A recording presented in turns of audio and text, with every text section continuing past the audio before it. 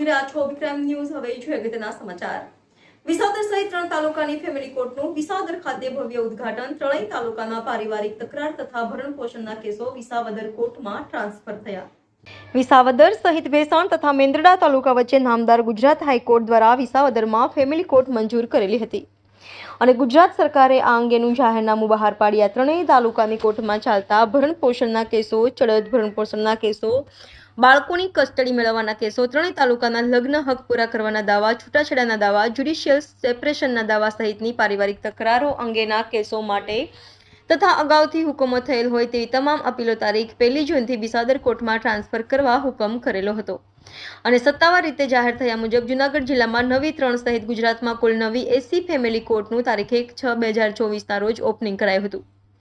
વિસાવદરમાં ફેમિલી કોર્ટનું ઉદ્ઘાટન થતા વકીલોમાં તથા ત્રણેય તાલુકાની જનતામાં આનંદ ફેલાયો છે અને આ ઓપનિંગ સમયસર થાય તે માટે નામદાર ડિસ્ટ્રિક્ટ કોર્ટ જૂનાગઢના માર્ગદર્શન હેઠળ વિસાવદર કોર્ટના મુખ્ય ન્યાયાધીશ શ્રી SS ત્રિવેદી સાહેબ તથા કોર્ટના સ્ટાફ દ્વારા સતત અને ઝડપી કામગીરી કરી માત્ર 3 દિવસ જેટલા સમયમાં કોર્ટરૂમ, સ્ટાફ રૂમ સહિતની જનતા અને વકીલશ્રીઓ માટે કાયમી સુવિધાઓ ઊભી કરવામાં આવેલ છે. વિસાવદર બાર એસોસિએશન દ્વારા પણ વિસાવદરમાં ફેમિલી કોર્ટને સહર્ષ વધાવી લઈ મહત્તમ પક્ષકારોને તેના લાભ મળે તેવા પ્રયત્નો શરૂ થયેલ છે.